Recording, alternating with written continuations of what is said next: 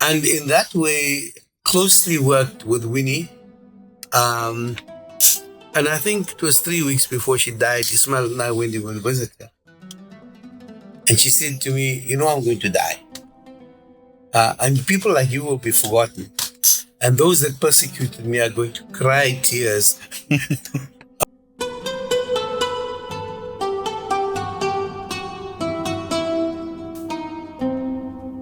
Ambassador Mohammed, Assalamu alaikum. Shukran so much for coming to our show. If you can just introduce yourself to our guests, tell us about your upbringing, your parents, your family. As someone who grew up in an extended family, what was it like to grow in a family of 9 siblings? Shukran for having me on.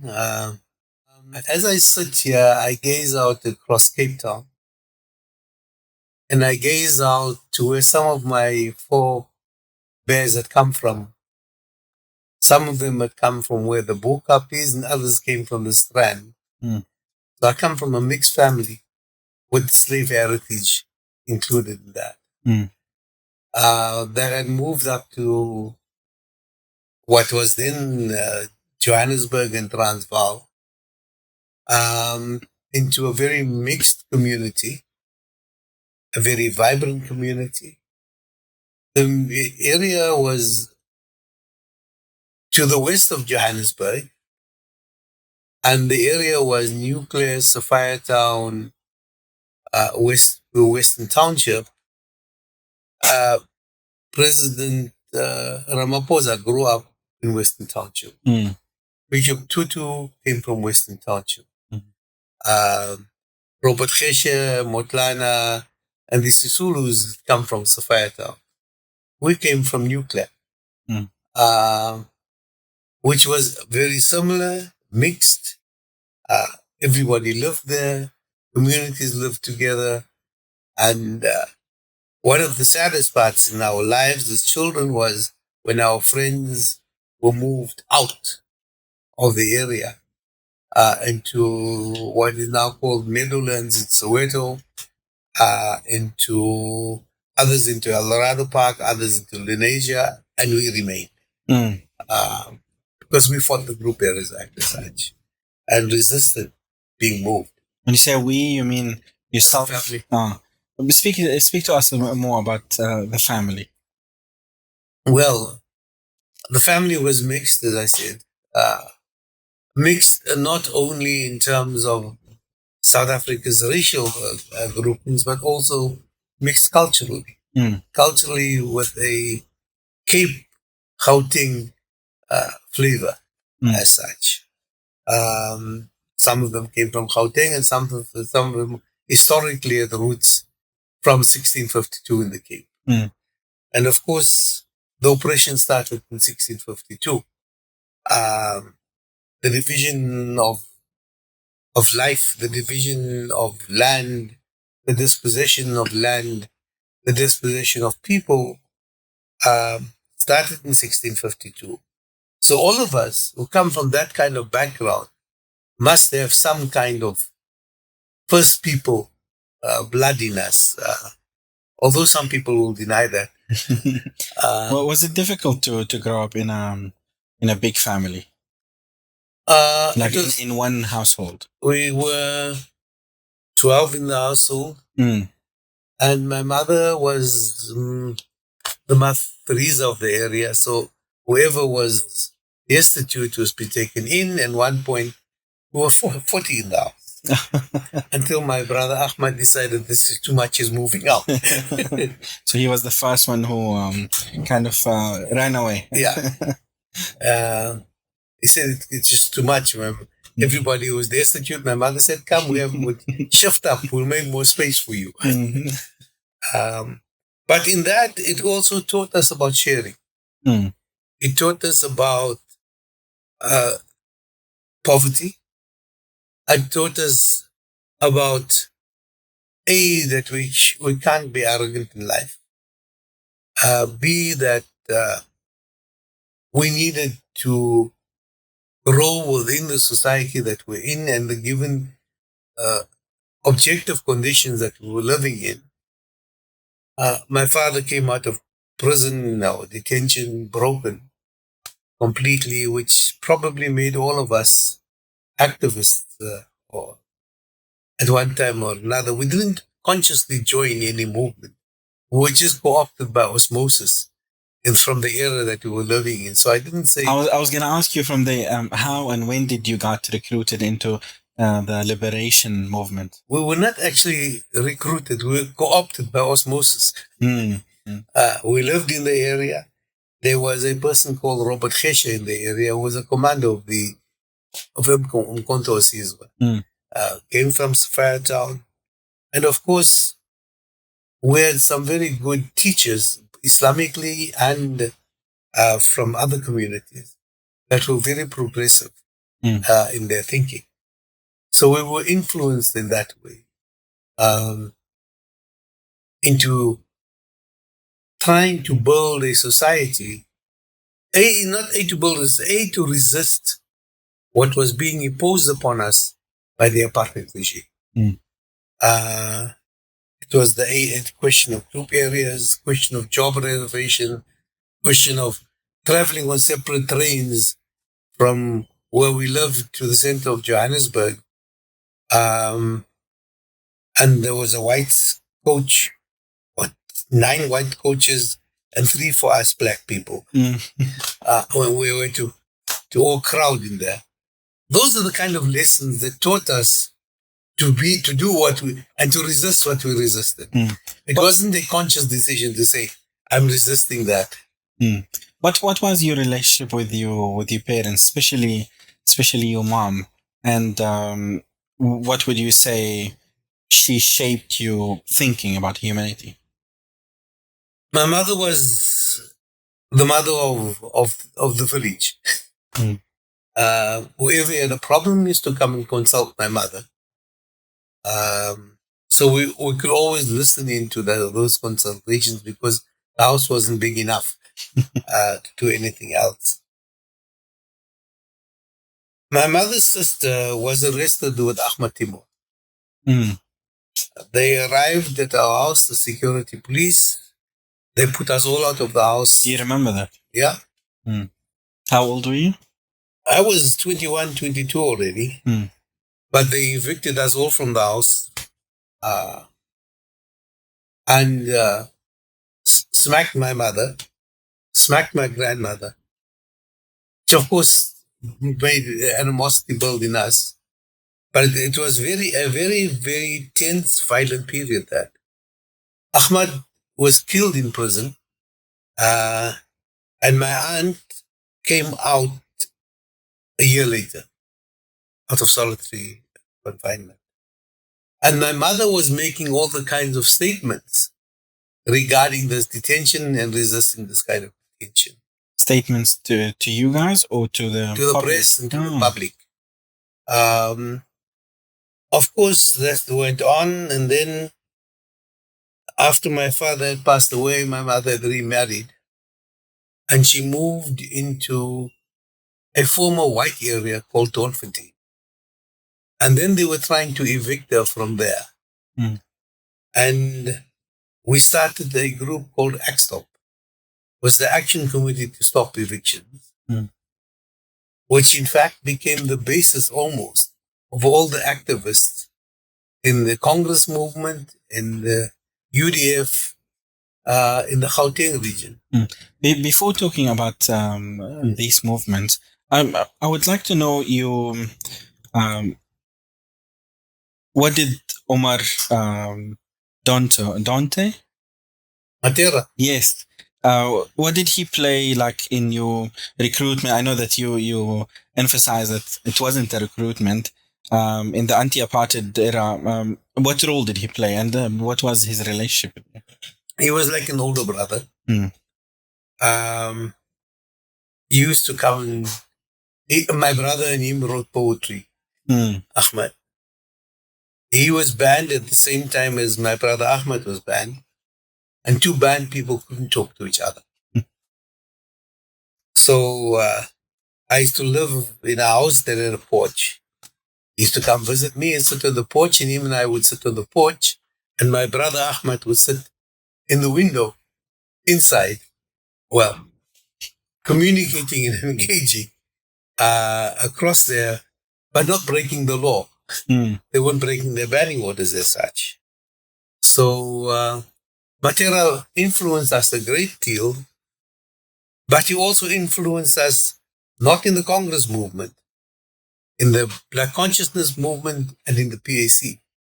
So we understood both what the central or the Chartist movement was saying, is, as the ANC was called, or the ANC internally with its various manifestations, and the kind of Africanist position and perspective. And that came from Matera, and we called him Zinga. An important question. I don't know if you ever spoke about it. How did you meet Auntie Nazli? How was your relationship with her? How many kids did you guys have? Are you asking a difficult question? But I'll answer that. No, I had an Islamic teacher. When was that around? I can't remember the dates. Okay. We used to teach them in a village called Overton. And he used to take me along with him. And that's how I saw her. That's how I met her. Was it like a madrasa? Yeah. Mm. And then, of course, I became interested in pursuing a relationship with her. Mm. And I went to speak to her father, and her father said to her, I know that family. He may not be in jail now, but he'll be in jail in the future. And he was quite against it, but we overcame that. And how many children did you have? We had 3. How was your relationship with him? You would describe it with your kids? Well, they all became like my friends and confidants. Mm. After Nazli passed away, I lived with them, and they sort of almost dictate to me what I should not do, but I don't listen. Was Auntie Nazli ever arrested, and was she affiliated to any organization? When Ahmad Timur was arrested and my aunt was detained, they came to fetch Nazli. Mm. And Faria was a month old. She took Faria with her to the detention center. There was a neighbor of us called Auntie Rahima Musa, who was banned, who phoned me and said to me, they're taking Nazli, I think you better come. I ran back, and she was in the security police headquarters already. But fortunately, they allowed her out, maybe because of Faria. She didn't stay for long. Was she with any organization at that time? She was the secretary in the ANC to the presidency after the unbanning. She will work with people like Paul Jordan and Joe Marcus and my good friend Carl Niehaus, who now has gone to the EFF for the MK party. I'm not too sure which one is in his confusion. When did you first join the Act Stop and then the UDF? Can you take us through that? Well, I can't remember dates. Very difficult for me to remember dates at this age. You're still young. I'm still young, but basically it was in the 1980s. The oppression and the suppression and the removal and the dispossession of people was very intense. And one of the Congress leaders, Cass Salucci, started off in Mayfair, where he was organizing people. I started off with my mother was in Doornfontein. And we decided, well, we're fighting the same thing. Let's just get together. What we did was conscientize people about the effects of separate living, about being dispossessed, about being denied, about being removed.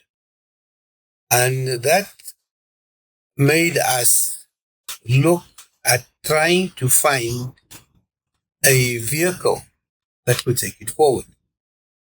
And I recall sitting in Casalucci's house one morning with Dr. Jassett, who was banned. And Cass said to me, who can we get to speak at the relaunch of the Transvaal Indian Congress? And I said to him, I just listened to Alan Buzak. Maybe you should ask Alan Buzak to come and speak. Alan, of course, arrived at that first meeting, and that is where the idea and the concept of the UDF was launched. Of a United Democratic Front against oppression. Of course, you couldn't join the UDF as an individual. It was your organization that joined the UDF.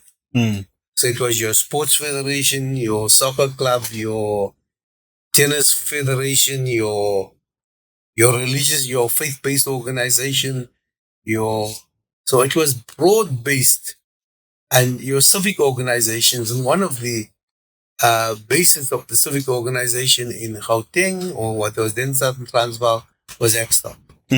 We then went on and organized civic organizations throughout the country. In the Cape, they had kayak and things like that.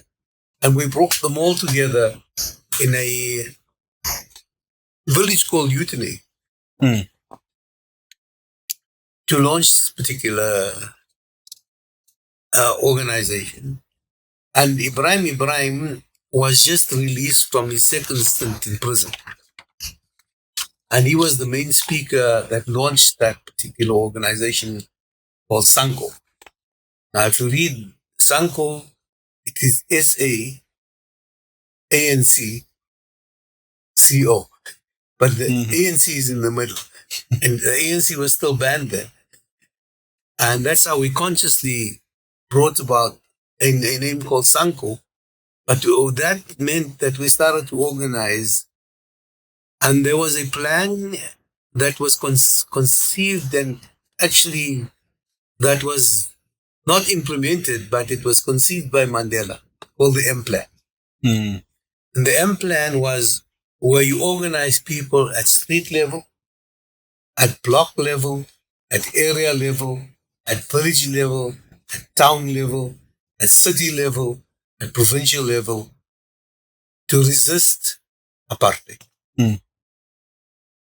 So in doing that, you had two things. A, you were advancing the popular struggle against apartheid, but you were also providing the kind of, in the Afrikaans word, is herberg, sustenance and cover for the underground struggle.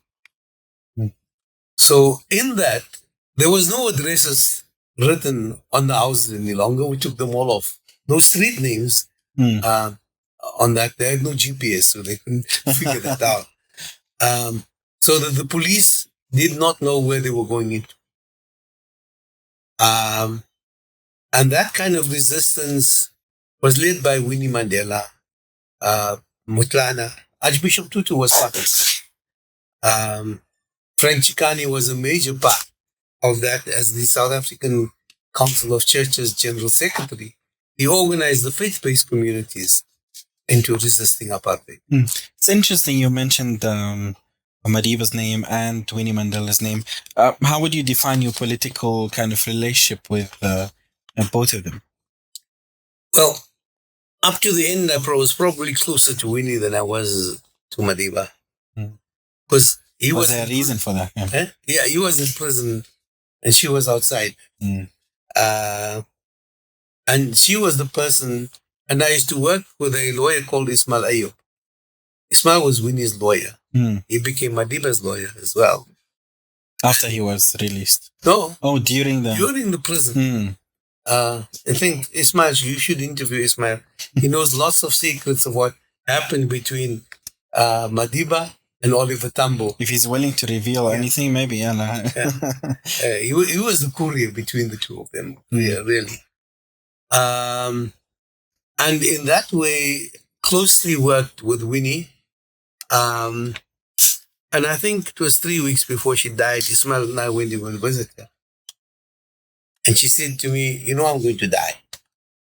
And people like you will be forgotten. And those that persecuted me are going to cry tears about my dying. So please be conscious of that. And unfortunately, this young man called Malema repeated that at the funeral and named us as those of us who supported Winnie in her difficult days and those that did not. And my own comrade said to me, why is Malema so being so fond of you? And I said, I don't know. I don't even know him.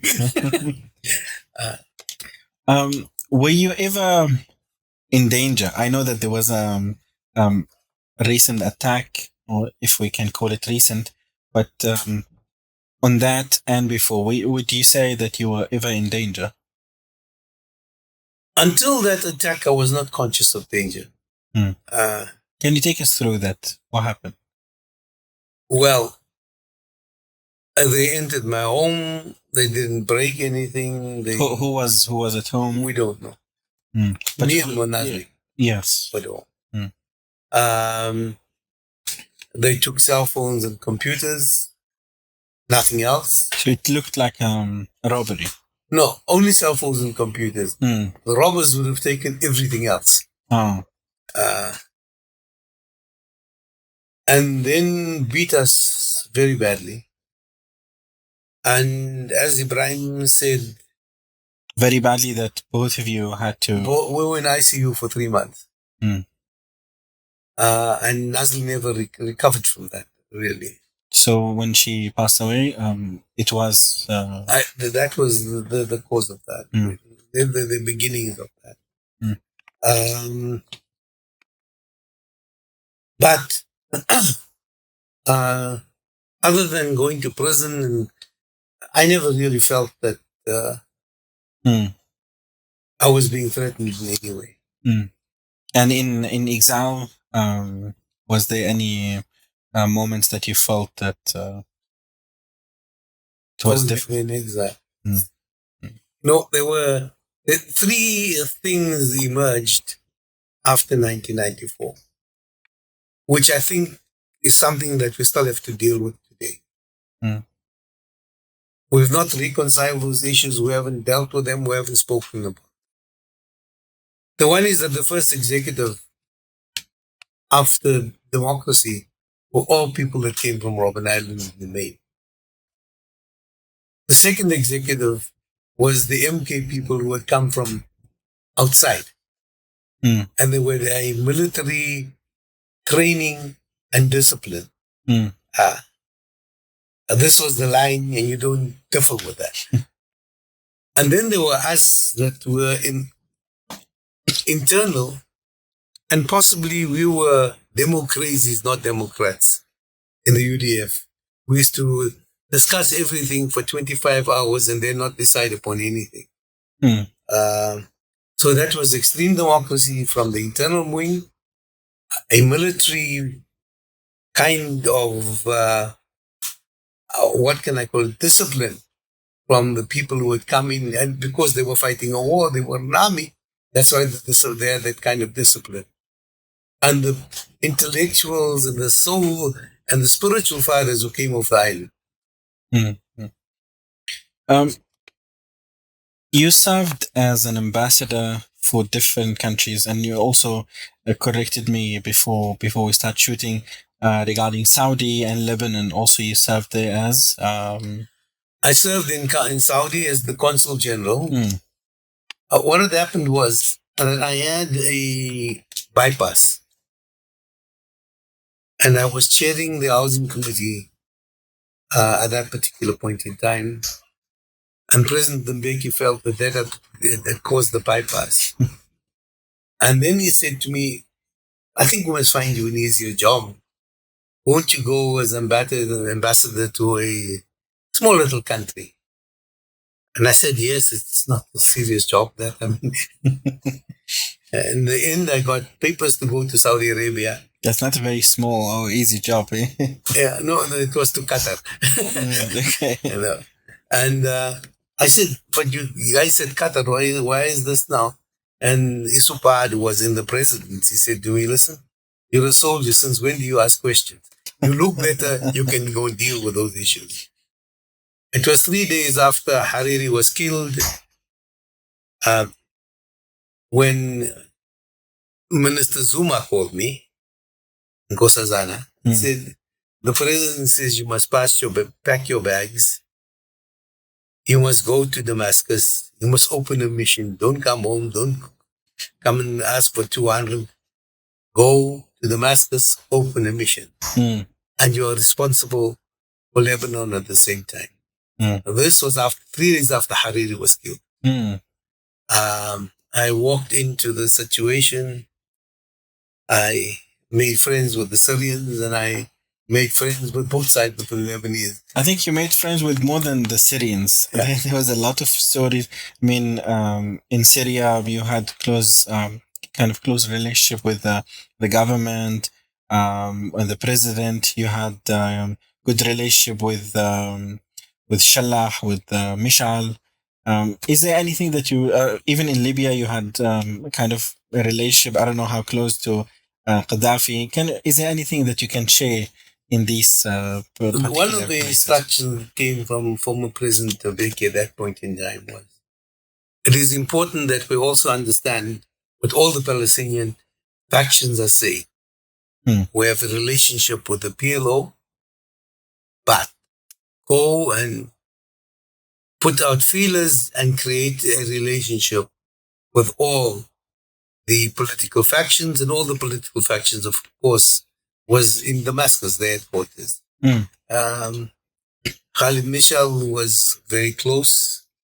Abu Mazouk used to live up the mountain from me. And we built a very close relationship.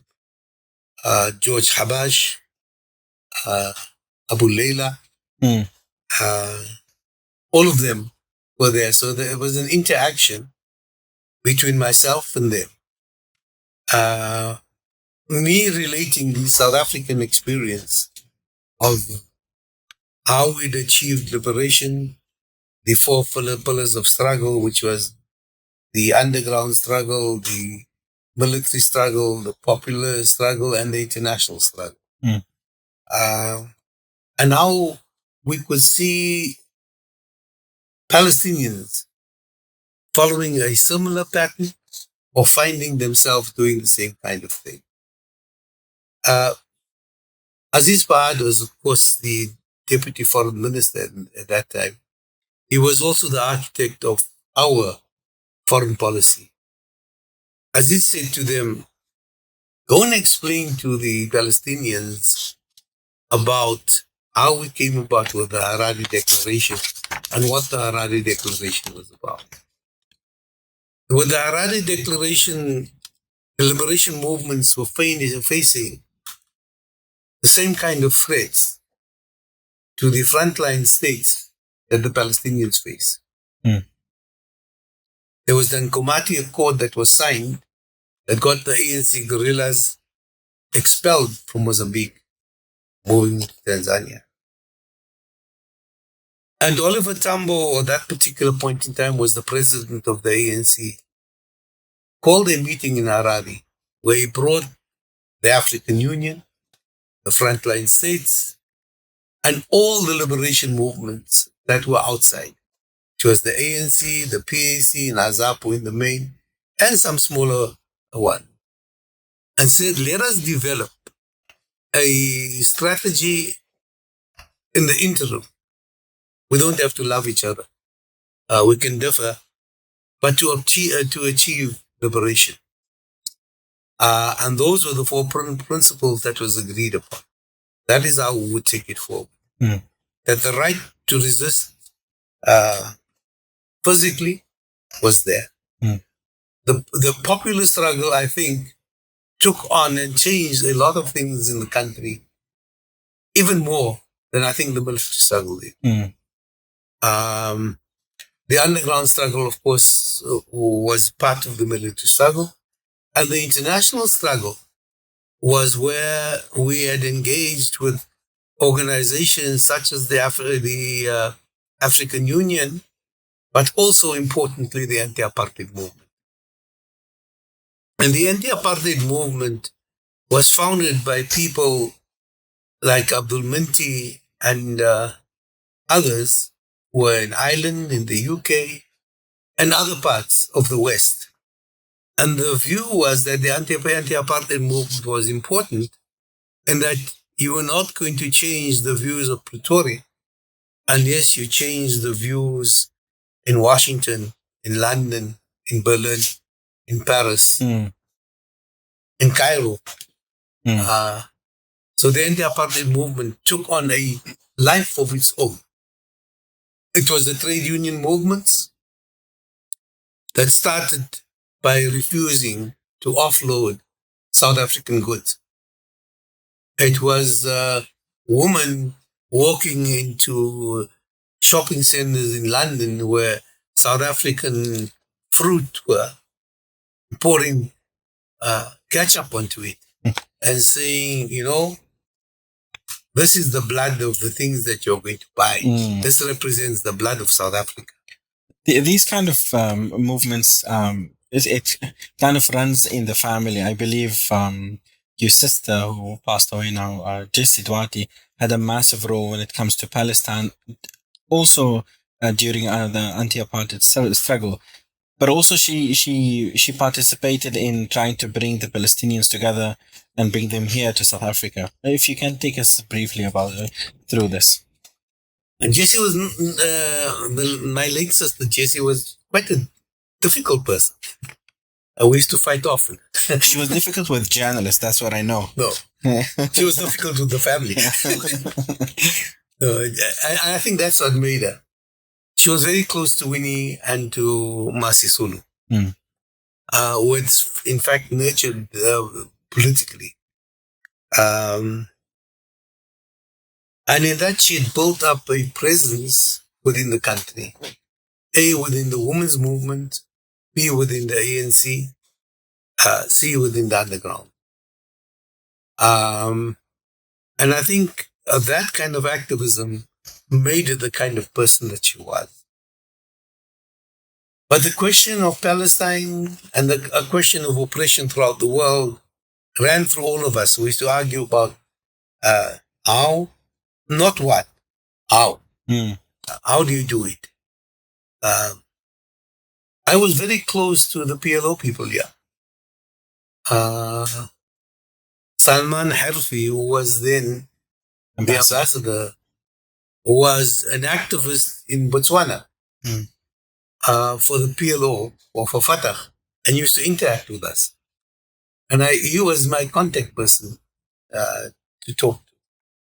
I remember going to Harare and wanting to send a message to South Africa, and the South African mission had no facilities. And I went to go and visit the Palestinian mission, who could actually send the message for me. It was that kind of collaboration that was important. But also the collaboration of Arafat and Mandela was very important. I recall our first inauguration, when Mandela was being inaugurated. Arafat arrived, but the only standing ovation besides the Cuban president, Castro. Was vivid in my mind. I was sitting there looking at that. But that showed how activists were reacting to each other in that. Because they recognized that the operation in Palestine, or wherever else it may be, is very similar to the experiences that we had gone through. Ambassador, we spoke in different occasions about faith and what does it mean to you. And I sense that there's a lot of Sufism in the understanding of Islam. I don't know if this is my naive way of understanding it, or if there's like a deeper story to it. Did it grow up in Syria, or was it before? How did you develop that? Sufism, we always grew up with it in South Africa, coming from people that had come from the Cape, like Sheikh Yusuf and others. But I drifted away, in fact, from faith for some time. When I was in prison, I rediscovered my faith. I also rediscovered my Sufism. When was that? 1980. Hmm. And it was enriched when I went to Damascus and places like that. I could learn more about it and become back enriched. I'm not too sure about Sufism in Libya, but Did it exist there? it does exist there. Mm. I did engage with it briefly, Mm. but the problems of Libya were too big to concentrate on other things. Whereas in Damascus, although there were problems, you could actually think about things. Mm. What advice would you give you 18 years old self now as a senior politician in South Africa? I'm not 80 yet. if you were 18, or if you would give yourself as an 18 years old person, what would you give an advice? My fears are the following. We thought we had dealt with non-racism and tribalism in 1994. We thought we had overcome it. The reality is we put a damper. That non-racism is not on the agenda of society any longer. I find that people have become more narrow nationalists and tribalists. And that what we need to rekindle and revive for the survival of South Africa and Africa is the non-racial ethos that we started off with. Mm. So my advice would be to rekindle that spirit, to talk about development, but development not for a particular group of people or a particular race of people or a particular region, but for the development of a city, a area, a region, South Africa, Africa, and the world. Mm. If there's a person that you hadn't met, but you want to meet, who would that be? At this point in time, probably Putin. Why is that? He seems to have been doing things to change a society from a society that was in one situation to another society. Not that I agree with him, everything, but the process that he had undertaken to change people, I think, is important, and to change a country and a society. I think also that I would like to meet activists who are still in London who came from the anti-apartheid movement. And I think we need to rekindle the Congress spirit, not only in South Africa, but the Congress spirit in India has also been lost. Congress is lost and the BJP has risen. So the BJP has become racist, right-wing, and fascist. I hope we don't go the same way in South Africa, because the Congress is being threatened very seriously by the imperialist powers, and you don't take the Israelis to court on the ICJ and expect not to be punished. Basil, if I ask you if you can share like 3 pillars of wisdom with us, I mean, given your vast majority or your vast experience that, humanity can draw from, what would you share with us? Humanity is one. There may be differences in language, there may be differences in faith, there may be differences in culture, but we all have to eat, we all have to breathe, we all have to live somewhere. And that should bring us together to achieve the kind of positive thing that is there. So that means that there's no space for tribe. I mean, tribes are there. You can't ignore them. How you manage them, I think, is important. I found this in the Middle East as well, that the tribalism is, in fact, very rife there. And That is one. Two is, I think we need to look at a new economic system, not based upon the dollar, which is an artificial thing. And maybe I believe maybe we're nostalgic for Gaddafi to a certain extent in this. And Many might disagree with you, eh? Yeah. But on this issue of trying to create a gold-backed currency for the continent, I think he was correct. In that the dollar is an artificial measurement. Gold and anything with intrinsic value is important to back a currency. And I think in that way, Gaddafi was correct. I think we should have pursued that. And Mbeki actually tried to pursue that to a certain extent. I think the third thing that we need to look at is the question of the environment and how we destroy the environment. Collectively, how we destroy the environment, and collectively, how we can save the environment. Because the environment belongs to everybody and not only to particular people. So I think what we need to do is put together a lobby throughout the world for the environment, as we are trying to do with the anti-apartheid movement. Finally, Ambassador, what legacy would Mohammed Dangor like to leave to everyone? It's a big, big word. I'm not too sure if I leave a legacy. I can leave a legacy of activism, yes, towards particular objectives. But for myself, part of my Sufi training was kibr and riya. Stay away from it. Shukran so much for your time. We really appreciate it. Any final words? Last words? Hopefully what I said here, other people will think about, repeat, and contribute, and criticize. Thank you so much for your time. All the best, inshallah.